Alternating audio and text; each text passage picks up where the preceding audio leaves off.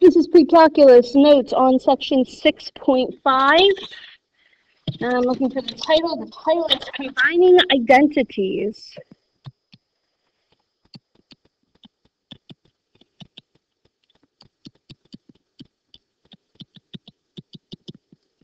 Okay. What you're doing is you're using all of the rules to simplify expressions, including your algebra rules. And starting with the first problem you see here, I'm going to approach this from a very algebraic perspective. Okay, I'm not really substituting any Pythagorean identities in. I just want to simplify it algebraically before I do anything else. And you know it, your order of operations, please excuse my dear Aunt Sally, first parentheses. And there's more than one way you can handle this. You might want to try and simplify inside the parentheses by using a quotient identity. But I really personally prefer to leave things inside in terms of sine and cosine. So when I see this, what I'm trying to say is I might change that to tangent squared of 2. But I personally think it's easier to leave it in terms of sine and cosine, and then in the very last step, put it into tangent if I prefer. I like sine and cosine better. I think it makes it easier. So I'm not going to simplify inside the parentheses, okay? What I'm going to do, though, is I'm going to do exponents, all right? So here I've got the second parentheses is all being raised to the power of 2. And so I just want to do that. I want to raise both top and bottom to the power of 2. I am going to just bring down the first set of parentheses exactly like it is.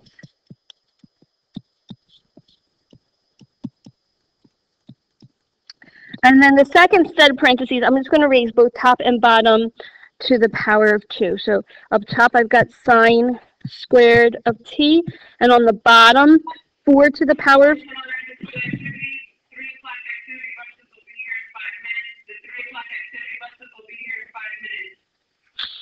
I've got 4 to the power of 2, which is 16. I've got cosine, cosine also to the power of 2. Cosine squared of t. Okay. And now when I'm multiplying, I can cancel things that have a common factor. So I can take a 4 out of top and bottom. Okay. I can also take a cosine squared out of top and bottom and a sine squared out of top and bottom. And the only thing that will be left is 1 over 4. Okay. So I didn't even need a trig identity to simplify that, all right? I simplified it completely algebraically. Don't forget your algebra rules. Problem number 2. Okay, again, there's lots of ways that you can tackle some of these problems. I've got 3 terms in the polynomial up top, okay? I see that there's a square in there, so I might be tempted to try and use a Pythagorean identity. But the Pythagorean identities all have to do with either 2 trig functions squared or a trig function squared with a 1, all right? And that's not what I've got going on here. So I have to think about what other ways I could tackle this problem. And then it occurs to me that maybe I should factor it, okay? And when I started thinking about factoring, I started to realize that, hey, both the first term and the last term are perfect squares. Is this a perfect square trinomial, okay? So let's think about that. The square root of the first term would be cosine of t, and the square root of the last term would be 2, all right? So my question is, do I have an a squared plus 2ab plus b squared, okay? And so I have an A, I have a B, and is the middle term 2AB? So 2 times cosine t times 2AB does give me 4 cosine t. So this is a perfect square trinomial. So of course I know I made you learn earlier this year with your factoring rules. To factor perfect square trinomial, I've got the square root of the first thing, the sine of the middle thing, the square root of the last thing squared. Okay, so for that top, I can just substitute a plus b squared. Okay, and a is equal to cosine of t plus b is equal to 2. So up top, I've got cosine of t plus 2 squared. And on the bottom, I have cosine of t plus 2. Okay. So I've got, I'm just making this to the power of 1, right? Because anything to the power of 1 is itself, all right? So I've got the same thing on top and bottom, except the exponent on the top is a 2, the exponent on the bottom is a 1. So if I divide two things with the same base, I can subtract the exponents. So my answer is cosine of t plus 2, and that's to the power of 1, which I don't have to write. That's my answer, cosine of t plus 2, that simplest form. Here's my next problem. All right, now for this problem, I see a sine. Oops, undo that. Okay, I've got a sine times a tangent. Okay, whenever I've got these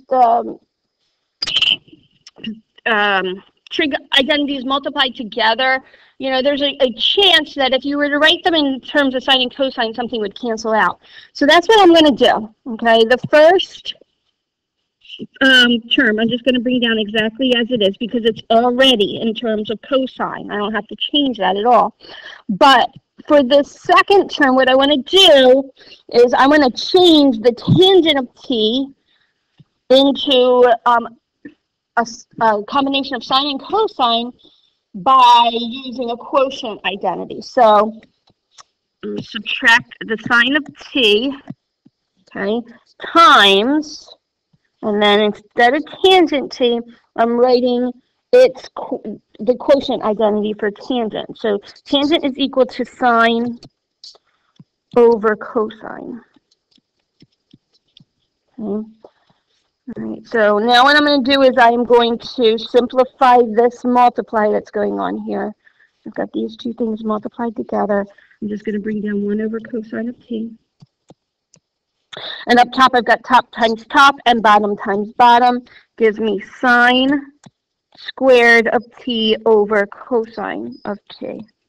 And once I've written it like that, I realize how lucky I am, because when you add and subtract fractions, you need a common denominator.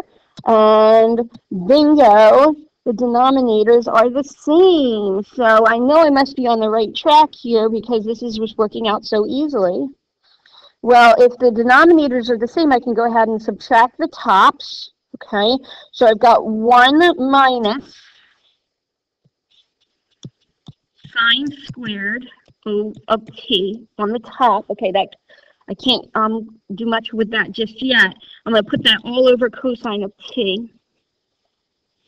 And then I say to myself, well,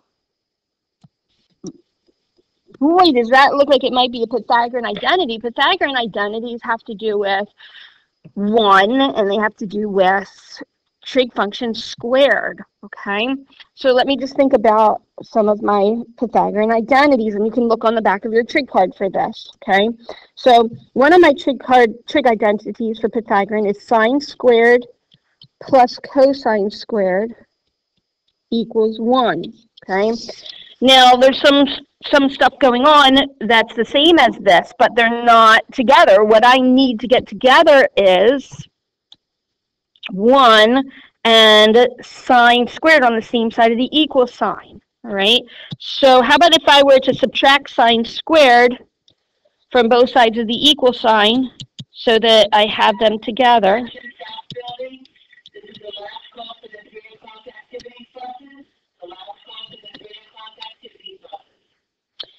All right, so on the left, I just bring down cosine squared of t. And on the right, I've got 1 minus sine squared of t.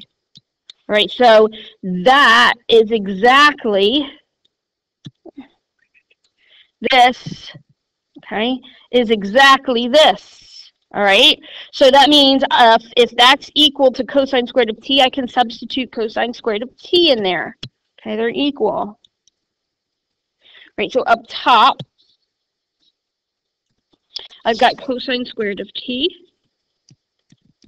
And on the bottom, I've got cosine of t. All right, so now I'm dividing two things with the same base. I can subtract the exponents. So cosine squared divided by cosine is cosine. That's the answer. I know that